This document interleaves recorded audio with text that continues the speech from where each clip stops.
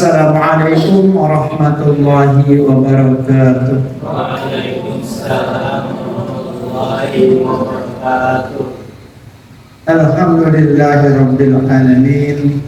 Asyhadu an la ilaha illallah wa asyhadu anna Muhammadar Rasulullah. Allahumma shalli ala Muhammad wa ala ali Muhammad kama shallaita ala Ibrahim wa ali Ibrahim. Barik ala Muhammad wa ali Muhammad kama barakta ala Ibrahim wa ali Ibrahim innaka Hamidum Majid. Bersyukur kepada Allah dengan rahmat dan karunia Allah kita dapat hadir di pagi ini untuk melaksanakan kegiatan yang insya Allah bermanfaat.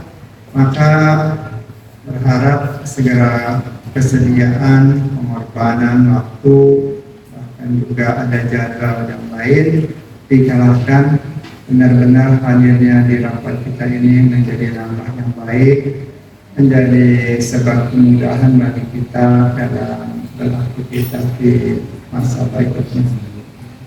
Pada kesempatan ini menjadi forum yang efektif dan harusnya kita betul-betul manfaatkan.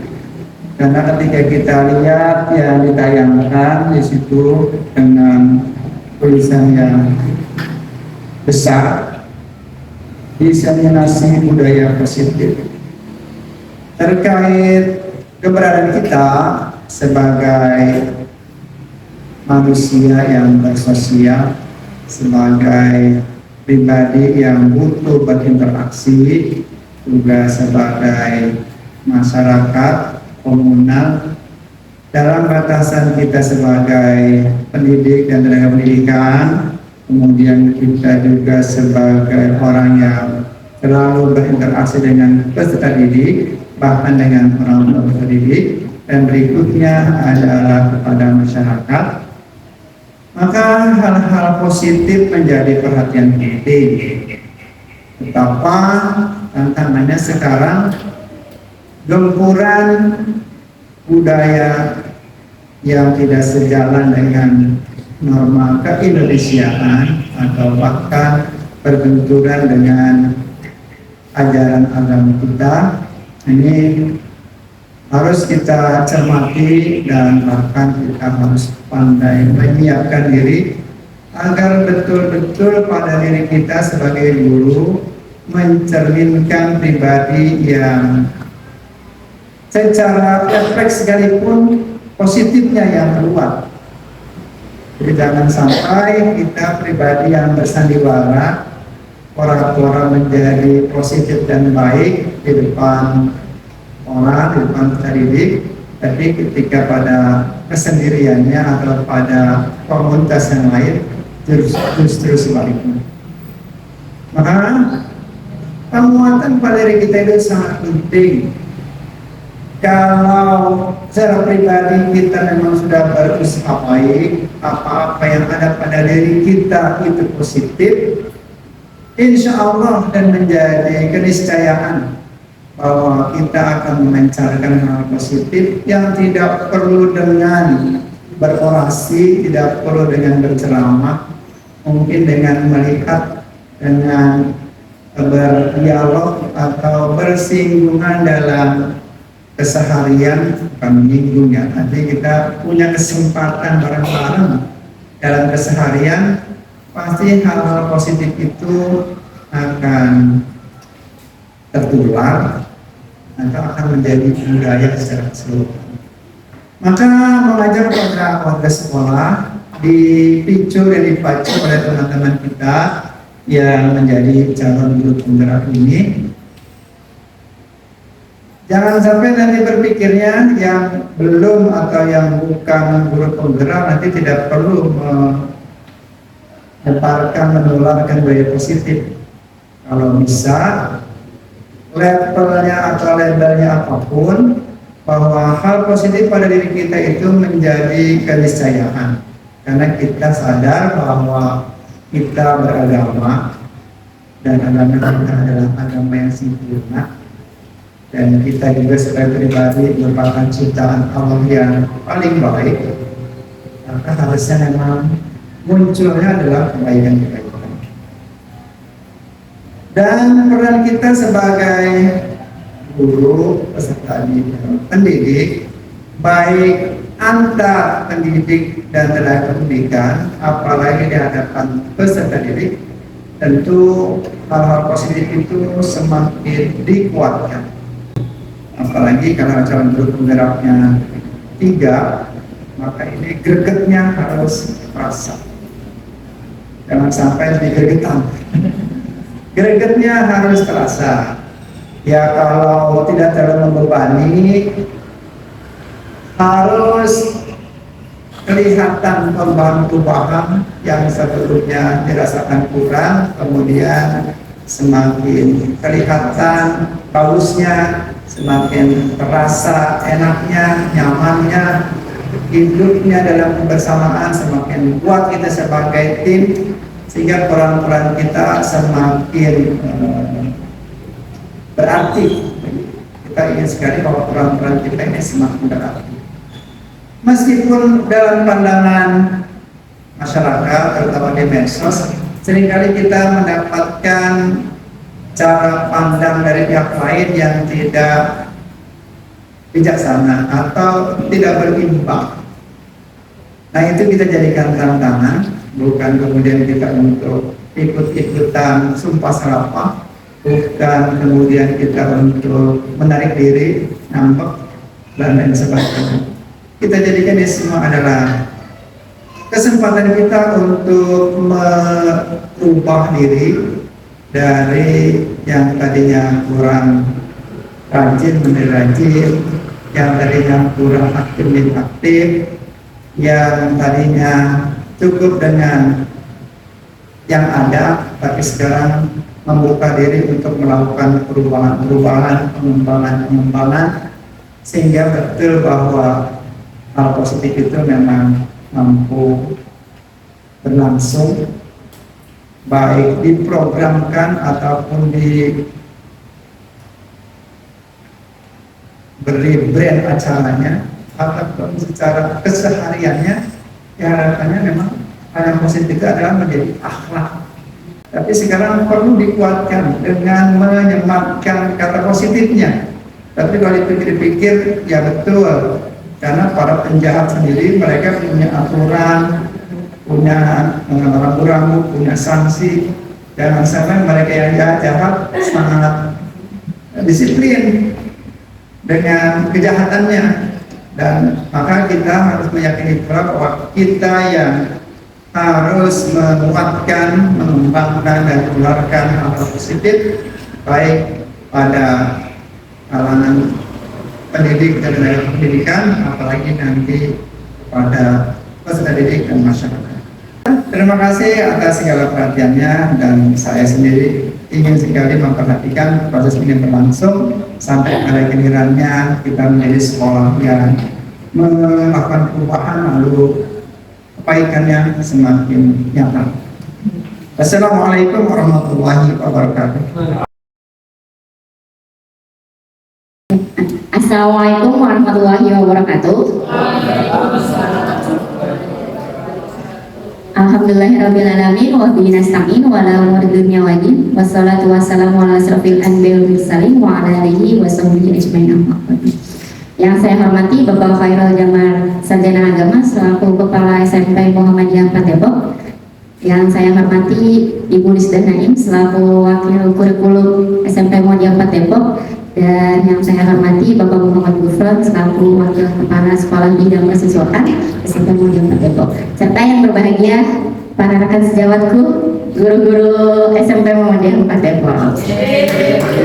Ya, Bapak Ibu, saya mohon izin waktunya ya untuk memberikan sedikit apa-apa yang sudah saya dapatkan di pendidikan guru penggerak. Pada hari ini saya akan menyampaikan tentang diseminasi budaya positif. Nah, ini apa itu budaya positif? Budaya positif di sekolah yaitu nilai-nilai dan kebiasaan-kebiasaan di sekolah yang berpihak pada peserta didik agar mereka dapat berkembang menjadi pribadi yang kritis, penuh hormat dan bertanggung jawab. Nah, di sini saya punya sedikit pertanyaan pemantik nih. Apa contoh budaya positif yang kira-kira telah kita terapkan di sekolah, Bapak Ibu? Ada yang mau menjawab? Yang mana Gafira? Terus salam, senyum, salam, sapa, sungkan, santun. Sudah cukup. Terima kasih ya Bu Mira menyampaikan tentang budaya 5S yang sudah kita terapkan. Ada lagi Bapak Ibu yang mau menyampaikan? Iya, udah bisa.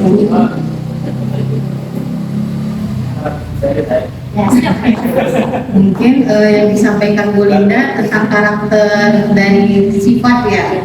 Kalau seperti ini bisa nggak dikatakan sebagai budaya positif? Membuang sampah pada tempatnya atau membersihkan lingkungan sekolah?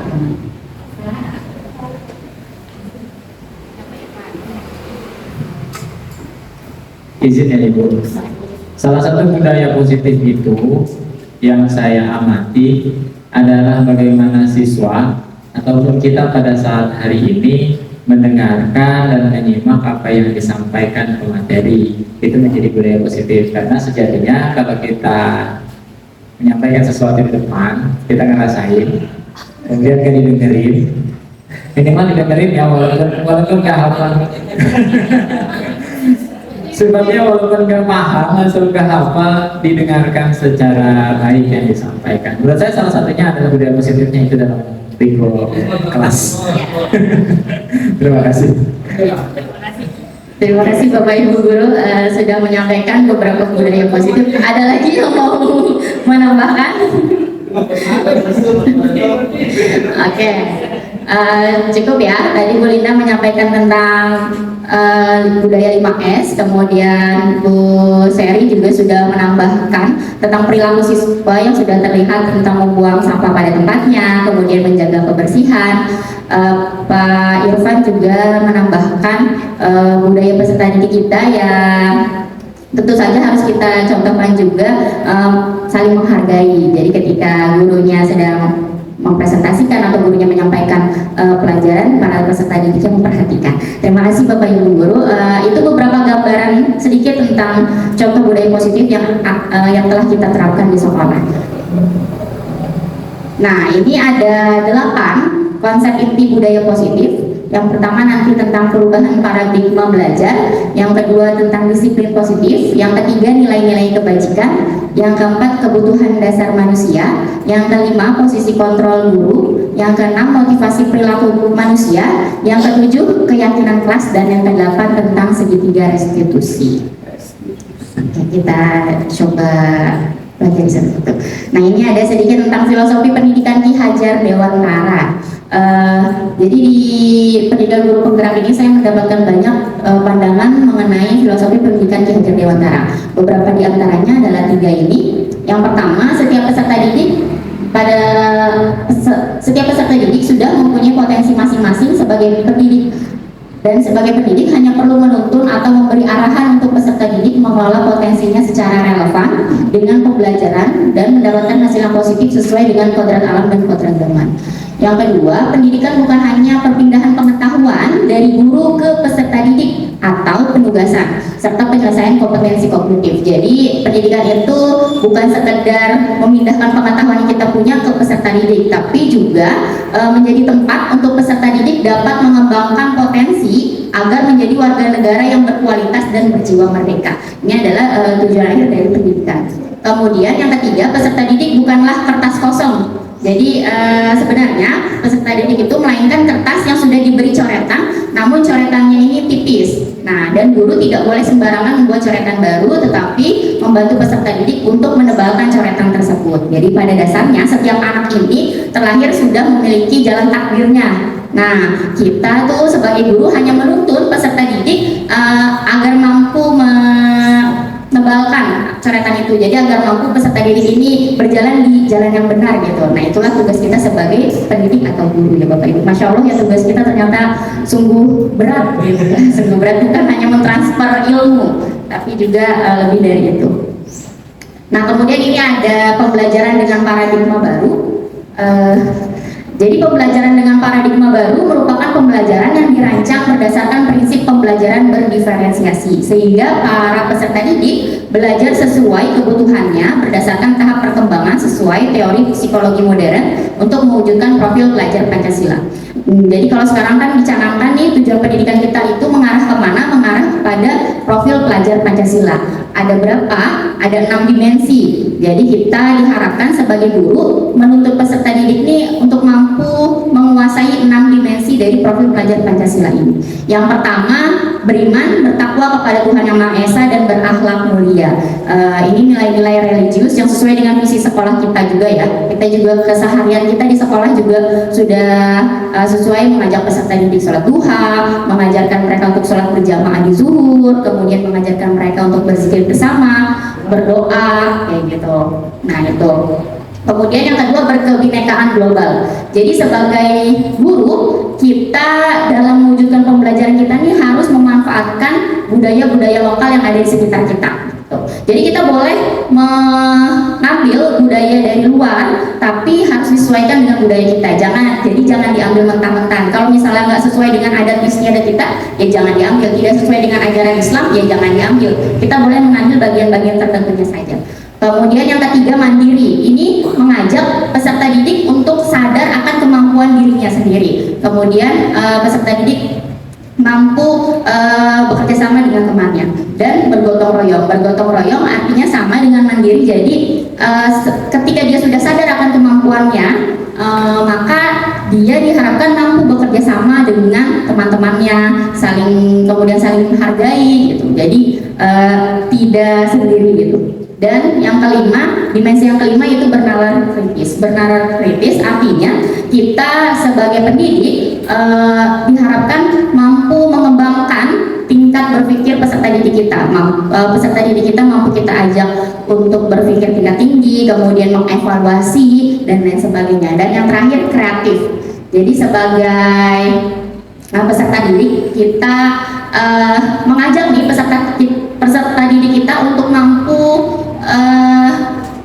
melakukan kegiatan yang adaptif dan mengikuti perkembangan zaman. Jadi kita memotivasi peserta didik untuk mampu melakukan inovasi-inovasi terbaru gitu ya. Jadi jangan melihat ke belakang terus, tapi juga harus melihat perkembangan zaman, perkembangan teknologi yang semakin maju, dan itu kita harus bekali kepada peserta didik kita.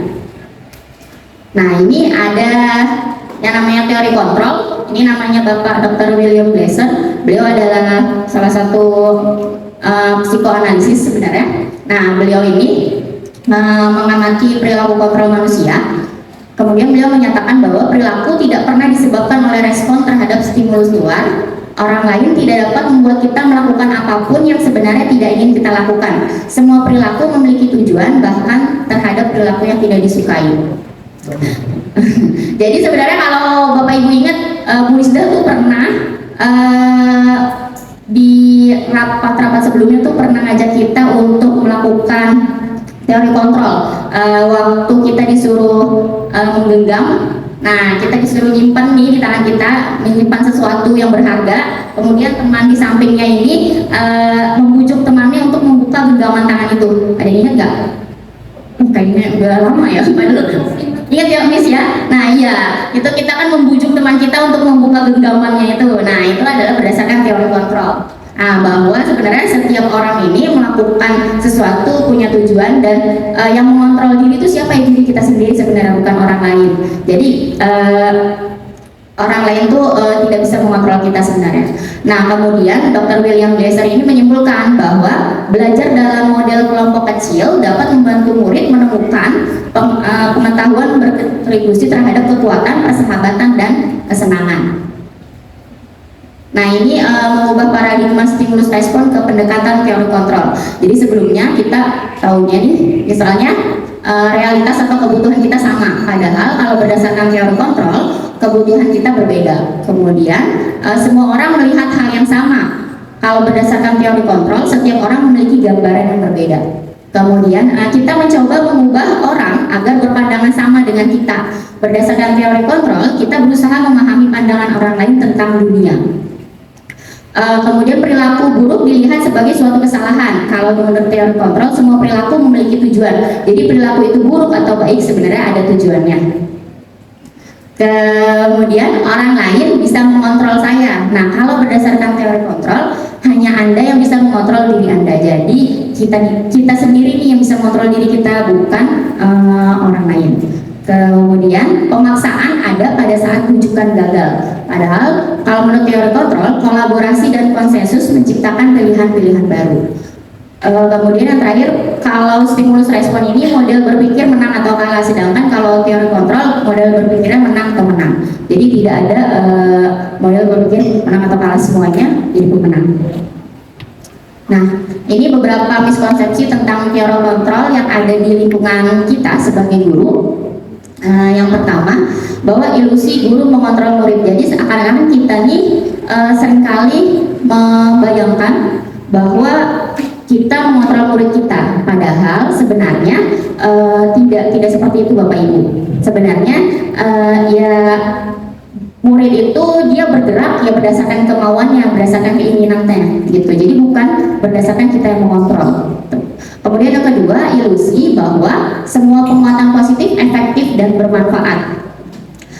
Ini pun sebenarnya seperti sebuah hanya angan-angan kita, padahal semua penguatan positif mungkin di awalnya akan efektif dan bermanfaat, tapi di satu titik peserta didik akan merasa mungkin bosan dan lain sebagainya ketika dia tidak melaksanakannya.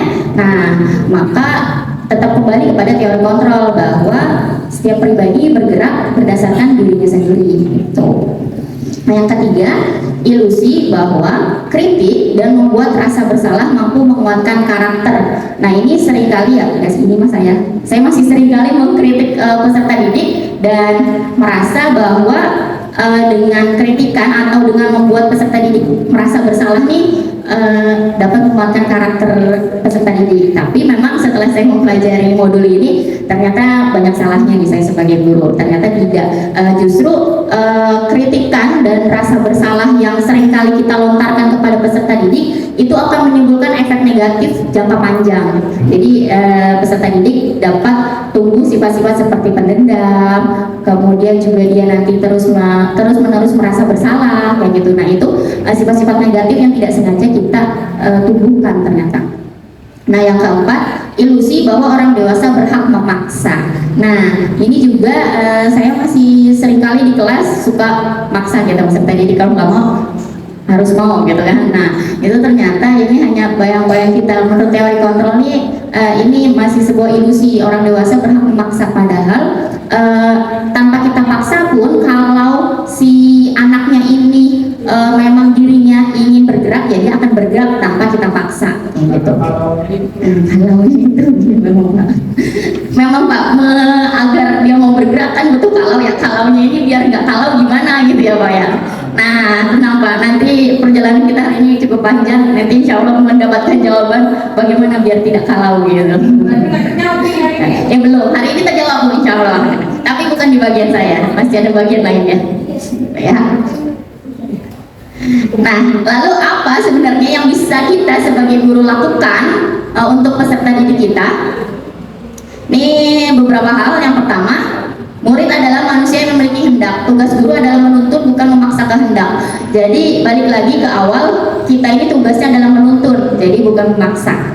Kemudian yang kedua, jika murid belum dapat menentukan pilihan sendiri, guru dapat mengarahkan beberapa pilihan dan murid diajak untuk memilih yang paling sesuai dengan diri murid. Jadi kalau misalnya, kalau kita kan di tingkat SMP ya, peserta didiknya mungkin sudah memiliki pilihan, tapi kalau di tingkat SD anak-anaknya masih sulit memilih nih. Lalu bagaimana caranya? Ya nggak apa-apa, kita juga boleh menentukan, kita boleh memberikan opsi A, B, C atau D. Nah, nanti terserah mereka tuh mau milih yang mana. Kita hanya mengarahkan aja, jangan sampai arahan kita cenderung ke salah satu pilihan gitu ya. Yang ketiga, guru dapat membantu murid dengan mengajaknya menentukan tujuan sehingga bisa memilih langkah-langkah yang tepat untuk mencapai tujuan itu. Jadi misalnya kita punya murid yang bermasalah, maka kita bisa tanyakan ke mereka sebenarnya tujuan hidup mereka tuh apa sih, kayak gitu. Jadi di brainstorming nanti kita arahkan ke, oh kalau tujuannya memang seperti ini, tujuannya baik, ya maka kita bisa mengarahkan peserta didik kita nih ke arah yang baik. Jadi ya udah, kalau kamu menjadi anak yang baik, anak yang berbakti kepada orang tua, maka caranya gimana sih, kayak gitu. Jadi dibalikin lagi ke mereka. Jadi mereka yang punya masalah, tapi mereka juga yang harus punya solusi. Karena kalau solusinya dari mereka sendiri, insya Allah itu mereka mau menjalankannya. Kalau solusinya dari kita memang Itu. Jadi kalau solusinya dari kita nanti kiranya kita memaksa mereka gitu.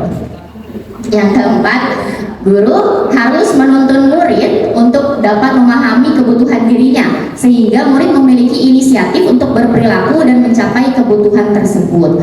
Nah ini juga kita sebagai guru, memang tugas guru itu Masya Allah ya Bapak Ibu banyak banget. Ini kita harus memahami kebutuhan diri dari peserta didik. Misalnya peserta didiknya sering bolos tuh, bisa jadi dia kebutuhan kebebasannya kurang atau kebutuhan apanya kurang nih. Nah kita harus bisa memenuhi kebutuhannya itu dulu, baru nanti mereka akan mau otomatis belajar seperti itu. Memang kebutuhan dasar manusianya harus dipenuhi dulu, baru mereka bisa ikhlas belajar. Nah ini materi sedikit tentang materi kontrol. Nah selanjutnya disiplin positif. Ini dari tadi kita udah dengar kata disiplin dulu nih, disiplin positif. Nah ini Bapak Ibu, ketika mendengar kata disiplin, apa yang terbayangkan di benak Bapak Ibu, apa yang terlintas di pikiran Bapak Ibu? Nah saya akan kasih ini ya, post-it ya, nggak apa-apa nggak ada namanya Bapak Ibu. Bapak Ibu boleh menuliskan bebas ketika mendengar kata disiplin, apa sih yang terbayang di benak Bapak Ibu?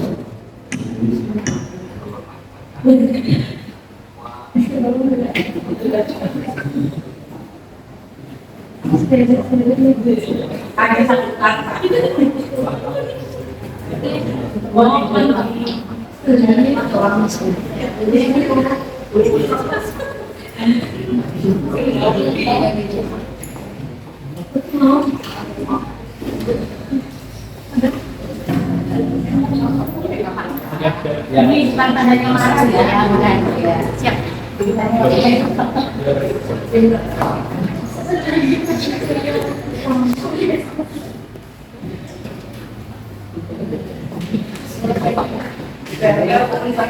Ya, kita boleh ditempel di kertas yang putih tidak?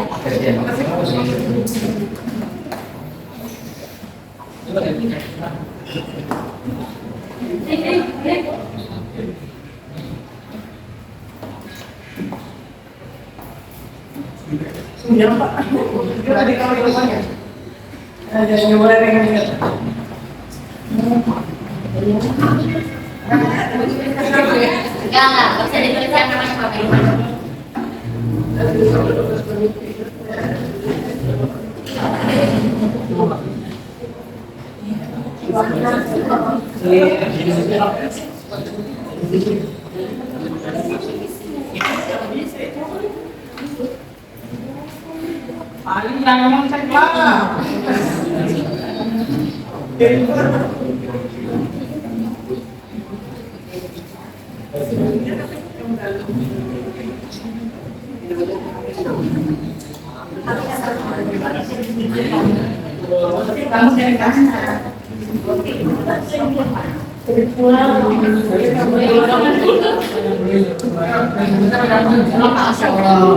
Luar biasa Bapak. Bebas, tidak ada batas minimal dan maksimal karena tidak diberi nama juga. Dapatin Pak senyuman dari saya.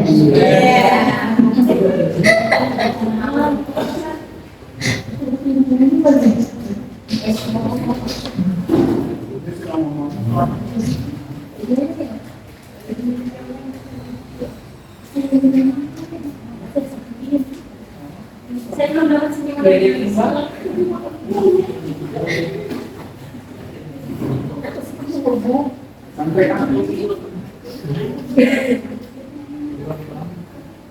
Ayo Pak Sandri. Iya kebagiannya Pak. Saya kan suka warna ungu Pak.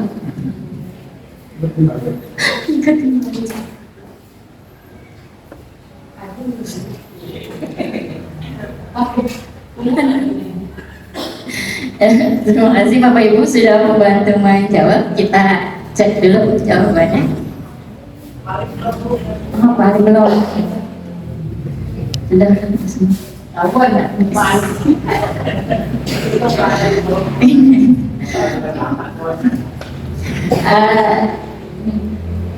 Apa yang terbayangkan di benak Bapak Ibu, apa yang terlintas di pikiran Bapak Ibu ketika mendengar kata disiplin? Disiplin harus sesuai aturan, Disiplin adalah tepat waktu, teratur, tertib.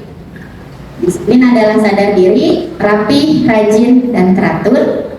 Kemudian disiplin adalah tahu prioritas. Disiplin, tertib, taat aturan. Disiplin, al-waktu kasyaif, itulah disiplin. Masya Allah. Iya, waktu adalah tepat waktu, taat aturan. Kemudian taat dan patuh. Disiplin menjalankan sesuai dengan aturan. Disiplin mengikuti aturan atau tata tertib sekolah. Kemudian disiplin berarti sikap dan perasaan taat dan patuh terhadap nilai yang dipercaya. Ini udah ada yang ini nih. Disiplin positif membiasakan hal yang baik secara beraturan. Contohnya menggosok gigi sebelum tidur. Terima kasih ya Syah. Keren banget. Iya nih, luar biasa memang Bapak Ibu. Sudah ini kan. Sebelumnya setiap disebut disiplin merupakan kata positif. Kemudian agar disiplin itu berpihak pada hal-hal yang baik harus dikuatkan dengan kata positif. Betul sekali. Oke, terima kasih Bapak Ibu yang sudah memberikan jawabannya. Kita beri tepuk tangan untuk diri kita sendiri. Ya, itulah memang sebagian besar dari kita ketika mendengar kata disiplin yang terbayangkan adalah aturan, tata tertib. Nah, padahal disiplin itu artinya adalah belajar. Nah ini, disiplin berasal dari kata disiplina yang artinya belajar. Jadi sebenarnya disiplin itu artinya belajar Bapak Ibu. Nah, disiplin mengacu pada disiplin diri yang memiliki tanggung jawab terhadap apa yang dilakukan berdasarkan nilai-nilai yang diyakini.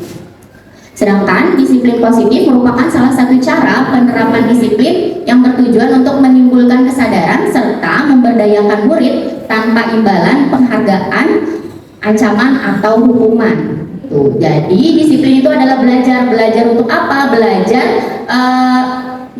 belajar untuk peserta didik kita nih menimbulkan rasa tanggung jawab pada dirinya, seperti itu. Itu adalah arti kata disiplin pada umumnya. Dan sebenarnya meskipun kita dulu pahamnya disiplin ini berarti tata tertib, aturan, terus udah kayak dengan kata disiplin tuh udah takut aja nih. Disiplin berarti udah harus masuknya sesuai aturan, rambutnya nggak boleh gondrong kayak gitu-gitu ya Bapak Ibu ya. Nah, tapi ternyata kalau kita lihat dari asal katanya, disiplin ini adalah belajar gitu. Nah, memang belajarnya ini untuk apa? Belajar untuk menimbulkan rasa tanggung jawab pada peserta didik. Nah, kemudian kita akan mengenal di sini disiplin positif, yaitu salah satu cara penerapan disiplin yang bertujuan untuk menimbulkan kesadaran serta memberdayakan murid. Jadi sebenarnya disiplin positif ini dapat timbul dan harus ditimbulkan kepada peserta didik kita tanpa iming-iming penghargaan, tanpa adanya hukuman. Itu baru disebut sebagai disiplin positif. Tuh. Nah, ini sebagai pendidik tujuan kita adalah menciptakan murid yang memiliki disiplin diri sehingga mereka berperilaku mengacu kepada nilai-nilai kebajikan universal dan memiliki motivasi intrinsik dalam perubahan perilaku ke arah yang lebih baik. Nah, ini yang perlu kita ingat adalah motivasi intrinsik, yaitu motivasi yang ada dari dalam dirinya sendiri. Jadi ketika peserta didik ini hadir tepat waktu ke sekolah, dia hadir karena memang motivasi di dalam dirinya sendiri, bukan karena hadir takut dihukum kalau terlambat, atau dia hadir tepat waktu karena nanti dapat poin penghargaan dan lain sebagainya. Seperti kita juga nih Bapak Ibu, misalnya kita datang ke sekolah nih, datangnya tepat waktu. Nah ya karena memang motivasi dari dalam diri kita sendiri, bukan karena biar dipuji Pak Jamal, atau bukan karena nanti biar kita di akhir tahun dapat penghargaan karyawan terbaik, bukan seperti itu.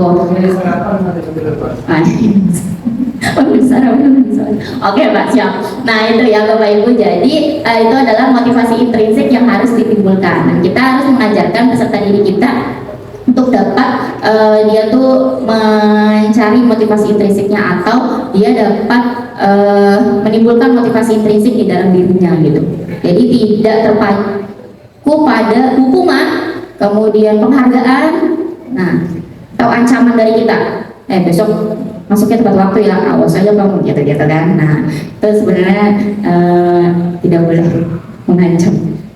Nah, ini beberapa disiplin positif yang bisa kita terapkan di sekolah. Yang pertama, guru dan staf sekolah memberikan contoh dengan menunjukkan sikap positif saat berinteraksi dengan siswa ataupun sesama guru. Jadi agar peserta didiknya dapat melakukan disiplin positif, maka kita sebagai gurunya juga harus mencontohkannya terlebih dahulu, karena kan guru ini teladan. Nah, sebenarnya kalau kita sudah bisa memberikan contoh yang baik, insya Allah peserta didik kita pun akan mengikutinya. Itu. Nah, yang kedua, memberikan tanggung jawab pada siswa dalam pengelolaan kelas ataupun berbagai proyek tertentu. Nah, ini karena tadi memang sifat yang harus kita tumbuhkan adalah tanggung jawab, maka kita harus sering-sering nih memberikan tanggung jawab kepada peserta didik. Misalnya dalam pembuatan proyek tertentu, atau misalnya dia dilibatkan sebagai pengurus kelas, kemudian dia diberikan kelompok, dibentuk kelompok. Nah, itu kan nanti rasa tanggung jawabnya akan muncul perlahan-lahan. Selanjutnya, memberikan pelatihan atau program untuk melakukan pengembangan keterampilan sosial. Contohnya seperti keterampilan empati, komunikasi, dan resolusi saat konflik. Jadi keterampilan sosial ini memang harus dilatih. Kita pun sebagai guru masih, kalau saya pribadi sih masih kurang gitu keterampilan sosial ini. Nah, memang tidak hanya peserta didik kita yang harus kita latih, tapi diri kita juga gitu. Jadi kita harus rajin-rajin mengikuti pengembangan diri atau webinar di mana dia melatih keterampilan empati, keterampilan komunikasi, dan resolusi konflik. Jadi ketika kita berhadapan dengan peserta didik, kita dapat udah tahu gitu caranya gimana. Kemudian yang selanjutnya, membuat keyakinan kelas dan keyakinan sekolah yang jelas dan adil. Gitu. Jadi bahasanya di sini bukan lagi peraturan sekolah, tapi bahasanya sudah keyakinan kelas dan keyakinan sekolah. Nah, seperti apa keyakinan kelas dan keyakinan sekolah? Ini nanti juga ada. Kita insya Allah akan praktek nih hari ini tentang keyakinan kelas ini. Selanjutnya yang terakhir, memberikan bimbingan positif pada siswa daripada memberikan hukuman. Ya, jadi kalau bisa kita tidak memberikan hukuman, tapi justru memberikan bimbingan yang positif kepada peserta didik. Memang bukan hal yang mudah. Sama, saya juga masih belajar. Saya juga masih butuh pegangan banyak gitu ya. Karena terbiasa menghukum, nah sekarang kita diharuskan untuk memberikan bimbingan yang positif gitu kepada peserta didik kita.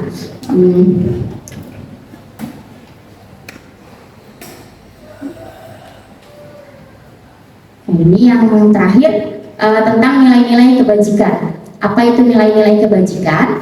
Yaitu nilai yang disepakati bersama, lepas dari suku bangsa, agama, bahasa, maupun latar belakangnya. Nah, ini ada beberapa nilai kebajikan dari institusi atau organisasi.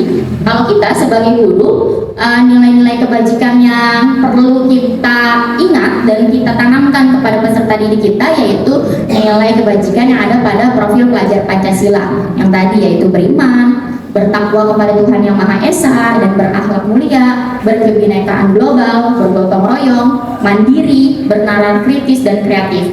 Nah, kalaupun kita mau mengambil nilai kebajikan dari institusi lain atau organisasi lain juga tidak masalah. Tapi untuk kita di kalangan pendidik ini memang masih diutamakan yang profil pelajar Pancasila. Ini ada contohnya dari IPO Primary Years Program. Dia nilai kebajikannya itu ada toleransi, integritas, rasa hormat, mandiri, antusias, menghargai, empati, keingintahuan, kerjasama, kreativitas, percaya diri, dan komitmen. Ada juga nilai kebajikan dari keterampilan hidup atau life skill, dapat dipercaya, lurus hati, pendengar yang aktif, tidak merendahkan orang lain, dan memberikan yang terbaik pada diri. Nah, Ini tentang nilai-nilai kebajikan. Nanti nilai-nilai kebajikan ini untuk apa? Dari nilai-nilai kebajikan ini kita nanti bisa melihat tujuan kita tuh di sekolah tuh ingin seperti apa sih peserta didik kita gitu. Nah, kita mengharapkan nilai-nilai kebajikan ini tertanam di diri peserta didik kita agar mereka dapat terus berkembang. Jadi setelah kita lepas, mereka tetap menjadi peserta didik yang baik, berakhlakul karimah dan religius. Seperti itu ya Bapak Ibu. Hubungannya dengan budaya positif atau disiplin positif adalah bagaimana posisi kontrol kita untuk mengaplikasikan atau menerapkan budaya disiplin positif ini di dalam lingkungan sekolah kita. Di sini Dayan Gosen yang menyebutkan bahwa ada 5 posisi kontrol dalam penerapan disiplin positif di sekolah. Nah, ini posisi apa? Posisi kita Bapak Ibu menjadi seorang guru atau pendidik. Nih, kalau tadi kan anak-anak nih. Sebenarnya kebutuhan dasar manusia yang tadi disebutkan oleh saya tidak hanya berlaku pada anak murid, tetapi juga kita sampai dewasa. Hanya saja kalau kaitannya dengan bagaimana pembelajaran di sekolah, tadi kita bahasnya hanya pada sisi kebutuhan dasar murid. Sekarang adalah guru, peran guru. 1, penghukum. Posisi kontrolnya sebagai penghukum. Biasanya di sini seorang penghukum bisa menggunakan hukuman fisik maupun verbal. Kemudian sebagai pembuat merasa bersalah. Biasanya pada posisi ini guru akan bersuara lebih lembut, kayak saya kayaknya, membuat orang lain merasa tidak nyaman dan merasa bersalah setelah guru melakukan istilahnya pendekatan. Ini sifatnya lebih kepada persuasif atau mengajak. Ketiga, teman. Guru tidak menyakiti dan mengontrol murid dengan cara persuasif yang bersama. Kemudian yang keempat, pemantau. Guru mengawasi berdasarkan pada aturan-aturan atau sanksi yang ada di sekolah. Next, sebagai manajer, mempersilahkan murid mempertanggungjawabkan perilakunya, mendukung murid agar dapat menemukan solusi atas permasalahannya sendiri. Nanti kaitannya dengan bagaimana segitiga restitusi yang akan disampaikan oleh Ibu Bana. Nih, dalam keseharian sepertinya saya. Contoh penerapan 5 posisi kontrol guru. Kasus, murid tidak menggunakan atribut lengkap saat upacara bendera. Itu biasanya saya temuin. Atau Bapak Ibu pada saat hari Senin nih, ya. Oke. Dari kalimat di sini, hormat selama 1 jam kepada bendera. Mohon maaf, ini harusnya adalah penghukum Bapak Ibu ya. Ntar edit sedikit. Di sini dia sebagai penghukum dengan kalimat hormat kepada bendera selama 1 jam. Atau ya, kamu lari 10 kilometer. Itu mah Bapak Tegar ke dia ya. 10 kali putaran mengelilingi lapangan sekolah. Ya, kamu buang sampah. Keterlambatan dia dikaitkan dengan membuang sampah. Nah, itulah yang mungkin masih saya terapkan. Nggak mungkin sih, masih saya terapkan. Karena menurut saya itu yang paling efektif biar atau agar anak tersebut tidak mengulangi tindakannya lagi, dan efektif dan besok tidak terlambat, atribut lengkap, atau bahkan kadang kita tidak bersuara dengan tatapan mata, tatap mata ojan. Dengan tatapan saja kita anak sudah tahu nih, mungkin karena udah basic dan sehati kali ya. Udah nunduk, bermasalah nih gitu. Udah ada rasa bersalah. Pembuat rasa bersalah. Maaf ya Bapak Ibu, di sini adalah penghukum, 1 penghukum yang tadi, 2 membuat rasa bersalah. Apa nih konteksnya? Biasanya berapa kali sih Bapak atau Ibu harus memberitahu kamu selalu saja mengecewakan Bapak sama Ibu? Kira-kira pernah nggak terucap kata itu? Saya sering kalau berhadapan dengan anak kelas 9 tahun. Kamu ya bagaimana sih? Ibu kan punya darah tinggi. Nah, gitu. Iya, saya jadi curhat. Ternyata selama ini saya masih berada di dua posisi kontrol. Satu, sebagai penghukum. Dua, sebagai pembuat rasa bersalah kepada anak saya. Jadi ketika saya datang, ada anak kelas ini kemarin ribut dan lain sebagainya. Anak-anak, kamu tahu nggak? Tensi ibu kemarin tinggi. Dan ternyata disampaikan loh anak-anaknya kepada orang tuanya. Bu, kemarin katanya Bu Rika tensinya tinggi. Gara-gara apa? Gara-gara kelas kita bandel banget. Gitu. Itu membuat rasa bersalah. Yang ketiga, teman. Mungkin posisi ini sebenarnya ada dua sisi, yang positif dan negatif ya Bapak Ibu. Kalau posisi positif, kita posisinya sebagai teman, itu sebenarnya bisa membuat anak itu apa ya? Kita apa yang kita sugesti, apa yang kita berikan, bentuk sugesti yang kita berikan, sugesti positif. Jika kita berposisi sebagai teman, insya Allah akan sugesti itu diterima dengan baik, nggak mental. Tapi ketika ada yang bagian negatifnya, kalau kita pada teman, apa contohnya? Ayo dong, ikuti aturan sekolah, tolong bantu ibu sekali ini, ya sudah tidak apa-apa, lain kali jangan berbuat seperti ini lagi ya. Nah, kira-kira gimana tuh? Kalau ada murid modelannya seperti Atta, ya Atta, besok jangan gitu lagi ya. Ayo, tolong bantu ibu. Ya, kira-kira bagaimana? Anak itu akan mengulangi lagi atau seperti apa? Bapak Ibu, akankah dia mengulangi lagi kesalahan dia yang sama? Mengulangi lagi ya? Terus seperti tadi kedudukan kita sebagai teman, dan posisi teman seperti ini dianggap kurang baik sebagai posisi kontrol kita sebagai seorang guru. Jadi anak pasti menganggapnya, CS sama bapak itu mah, CS sama ibu itu mah, palingan cuma disuruh apa? Ya udah, kamu duduk aja, lain kali cuma dinasihati misalkan. Mungkin kita juga sebenarnya ada tahapan tertentu, masuk ya tertentu. Jadi misalnya satu kali pelanggaran atau permasalahan mungkin kita masih bisa tolerir, tapi tergantung bentuk pelanggarannya ya Bapak Ibu. Kemudian pemantau. Nah biasanya ini hafal kitab buku biru.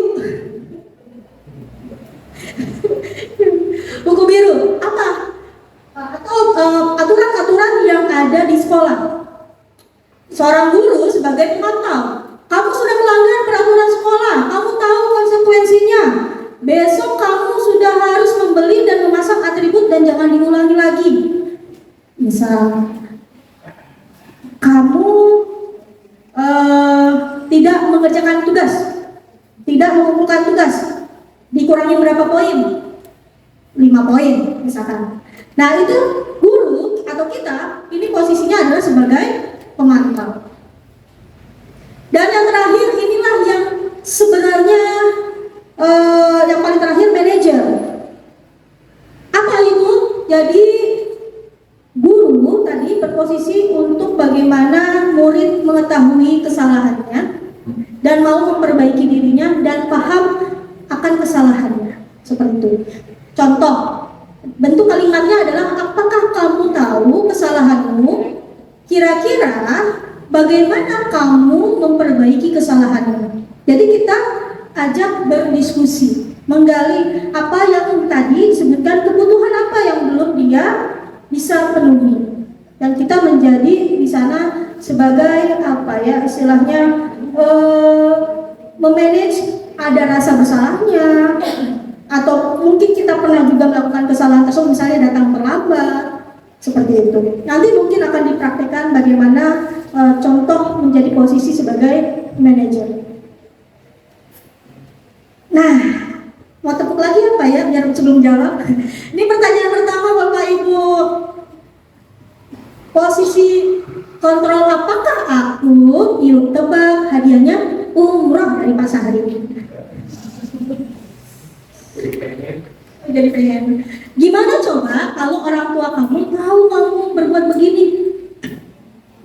Jadi Tadi ada 5 ya, ada 1 penghukum, 2 pembuat rasa bersalah, 3 sebagai teman, yang keempat pemantau, dan yang kelima adalah posisi manajer. Nah, coba saya satu-satu dulu ya. Bu Oti, kalau menurut Bu Oti kasus pertama ini, Jangan kaget, berarti biasa aja.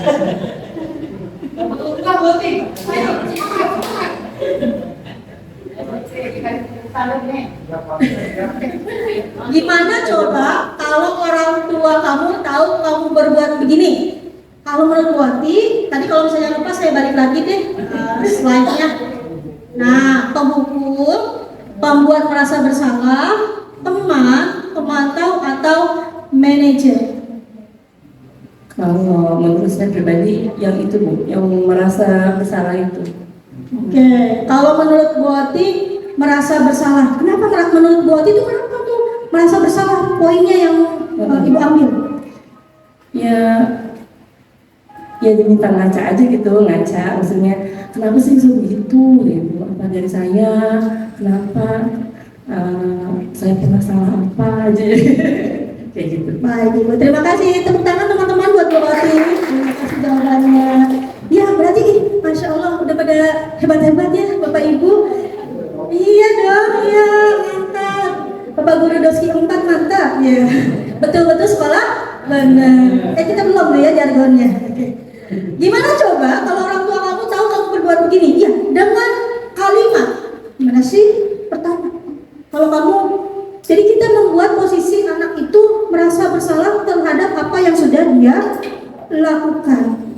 Apakah nanti anak tersebut akan mengulangi lagi? Bisa jadi karena tidak ada solusi yang diberikan. Gitu. Kemudian lanjut. Nah kalau ini patuhi aturan saya atau awas ya.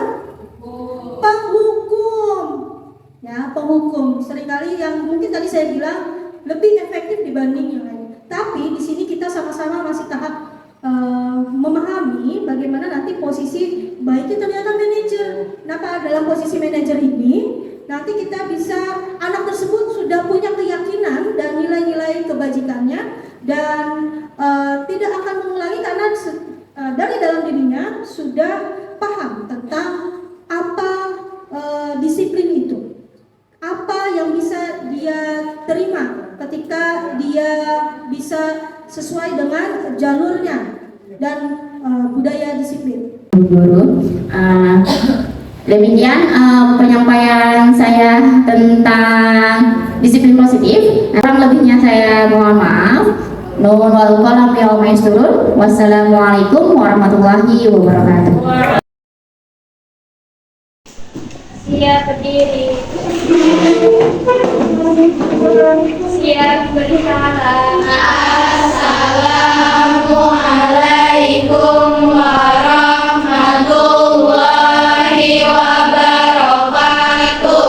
Waalaikumsalam warahmatullahi wabarakatuh.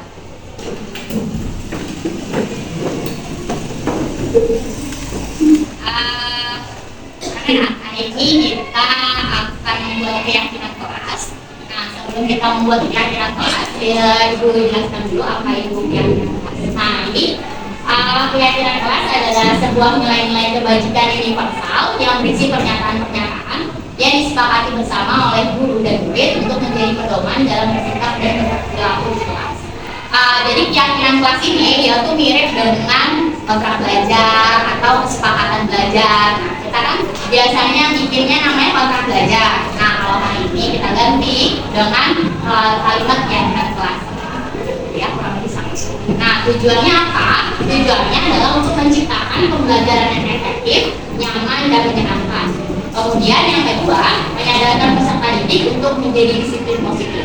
Yang ketiga, membantu menentukan harapan yang jelas dalam proses pembelajaran. Yang keempat, menciptakan lingkungan belajar yang aman dan saling menghormati. Nah, ini adalah tujuan dari pembuatan keyakinan kelas. Nanti hari ini kita membuat keyakinan kelas bersama-sama. Dan yang perlu diingat, keyakinan kelas ini biasanya kalimat-kalimatnya positif, jadi tidak menggunakan kalimat negatif. Tidak ada kata tidak ada kata dilarang. gitu ya. Nah sebelum dibuat, ibu mau tahu dulu nih. Nah ibu punya pertanyaan. Kira-kira kelas seperti apa sih yang kamu harapkan? Nah dari pertanyaan ini siapa yang mau mengungkapkan pendapatnya? Boleh. Merah. Boleh berdiri. Aku mau kelas aku yang rapi dan bersih. Tidak bersih. Terus yang tenang. Oke, terima kasih ya. Ada lagi yang mau menyampaikan? Ya, boleh. Yang aku harapkan itu yang selalu kompak sama selalu lurus sama semua. Oke, kelas yang kompak ya. Terima kasih. Oke, kita beri tepuk tangan untuk pelajaran kita. Oke, nah ibu yakin kalian semuanya punya versi kelas yang kalian harapkan semuanya kan? Punya versi masing-masing. Pastinya itu juga berharap versi kelasnya yang baik-baik. Yaitu menjadi doa kita bersama. Selanjutnya cara membuat keyakinan kelasnya nanti akan ibu bagikan post-it satu orang satu. Nah cara menulisnya tidak usah diberi nama, kamu cukup menuliskan satu kalimat keyakinan kelas apa saja boleh. Ketentuannya hanya satu ya, hanya satu saja, banyak kelas satu aja dan menggunakan kalimat yang positif. Bisa dipahami? Sip. Nanti kalau sudah menuliskannya bisa ditempelkan di papan tulis.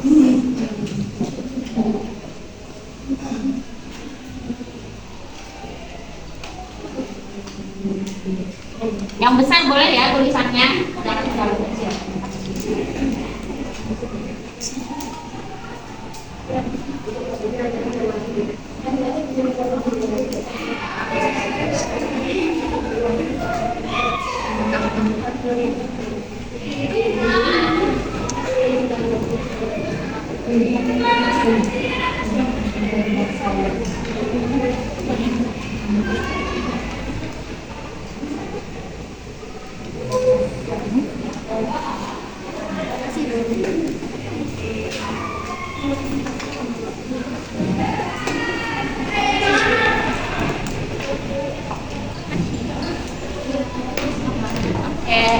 Ya boleh dituliskan.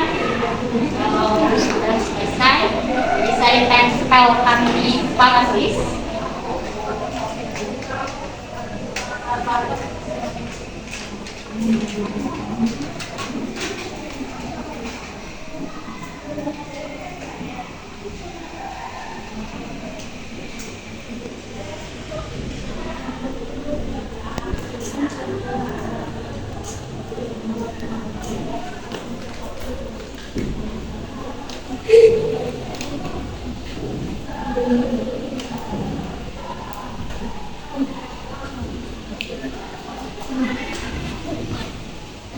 Nih.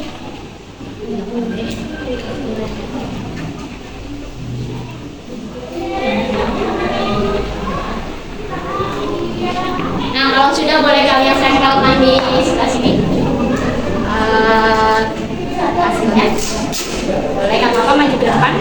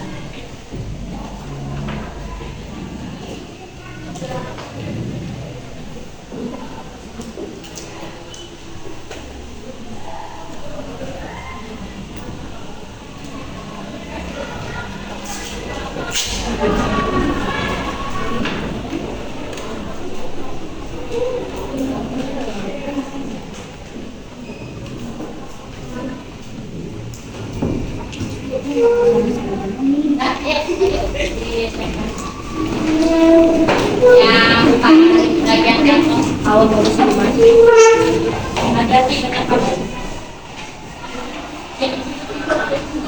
Aku pengen lagi. Aku banyak ada semangat sekali.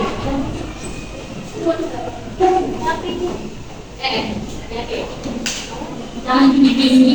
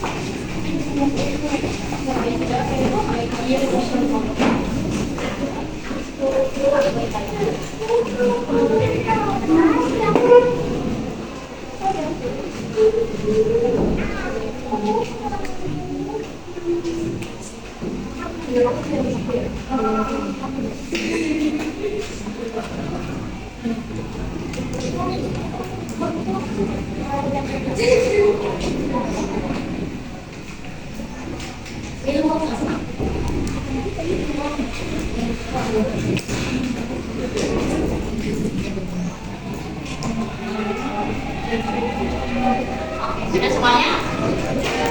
Enggak. Yang butuh satu relawan, siapa yang bersedia maju? Enggak ada, cuma melompokin yang sejenis saja, yang sama sejenis dia dikelompokkan. Ya, siapa yang Naomi? Naomi boleh sini. Melompokkan kira-kira dari jawaban temannya nih, yang mirip-mirip yang sama-sama.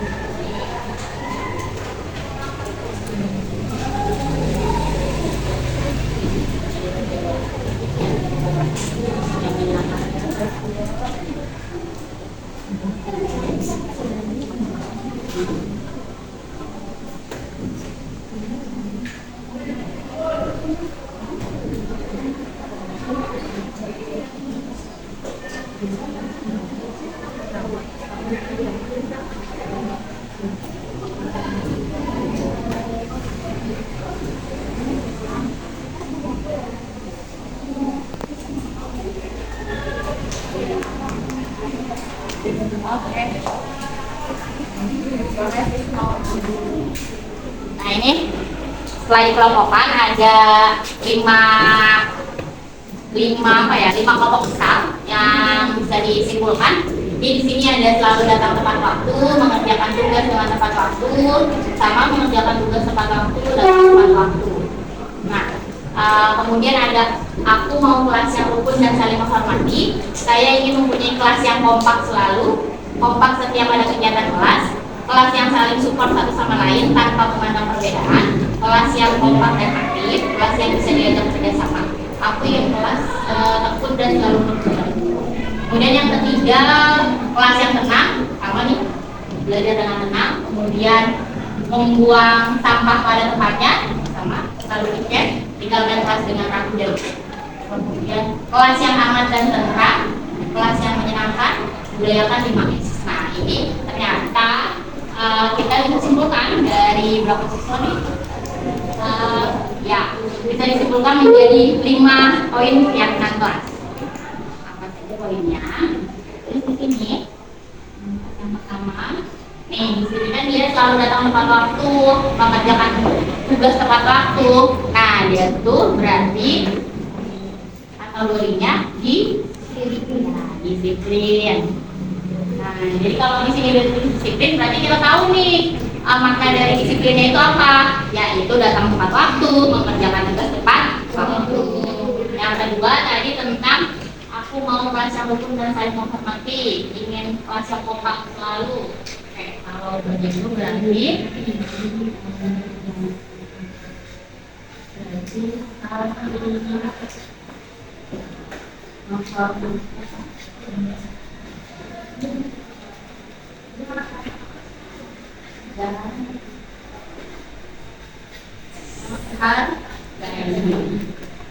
yang ketiga, kelas yang tenang, belajar dengan tenang. Kira-kira apa kesimpulannya kalau dari itu? Menjaga apa? Dengan kalau tadi tepat waktu berhubungan dengan disiplin. Kalau kompak dia berhubungan dengan saling menghormati dan menghargai. Kalau kelas yang tenang berarti menjaga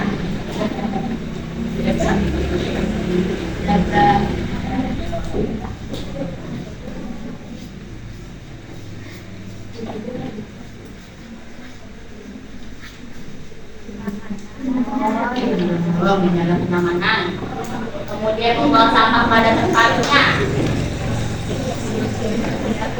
Ya.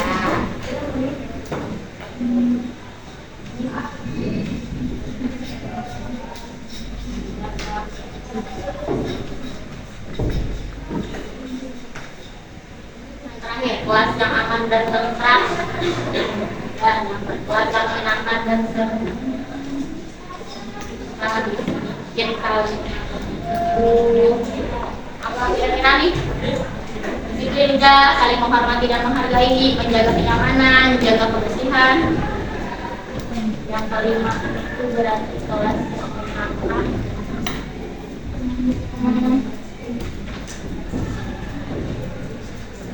Apa kira-kira? Ayo. Yang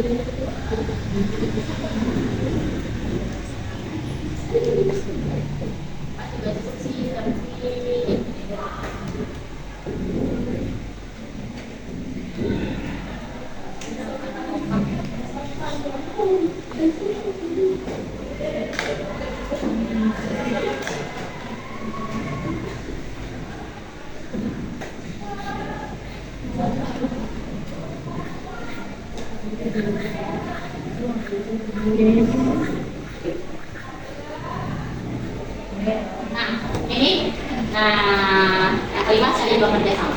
Jadi ini adalah keyakinan kelas dari 8D. Yang pertama dari disiplin, yang kedua saling menghormati dan menghargai, yang ketiga menjaga kenyamanan, yang keempat menjaga kebersihan, dan yang kelima saling bekerja sama. Nah, diharapkan dengan melaksanakan keyakinan kelas ini, maka kelas yang kita harapkan itu juga dapat terwujud.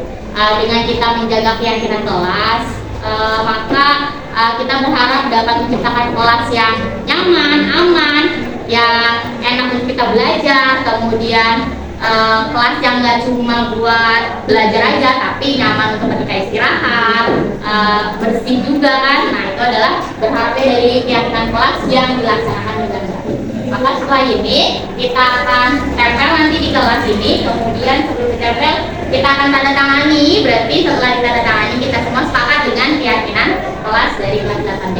Bisa disepakati 5 poin ini? Sekarang mulai disiapkan pulpennya. Nah, nanti kita akan tanda tangan. Inspeksinya lumayan singkat sedikit, tapi semoga muat ya. Nah, boleh dimulai dari ujung sana. Boleh tanda tangan di bawah. Nanti dilanjut.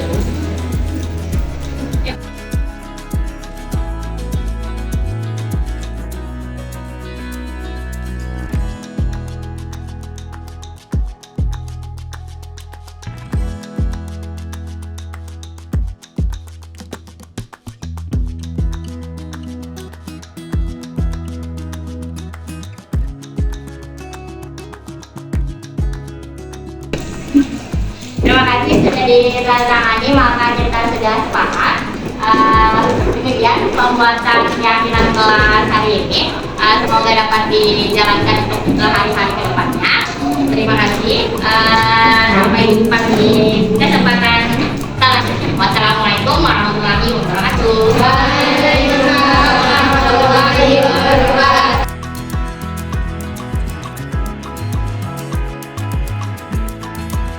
Assalamualaikum warahmatullahi wabarakatuh.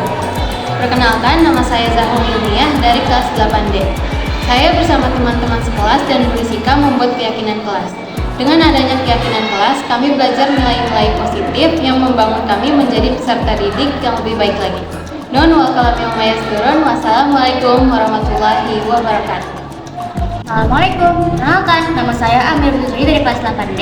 Dengan membuat keyakinan kelas, kami akan belajar mematuhi keyakinan kelas agar kami menjadi peserta didik yang baik dan belajar tentang disiplin positif. Assalamualaikum warahmatullahi wabarakatuh.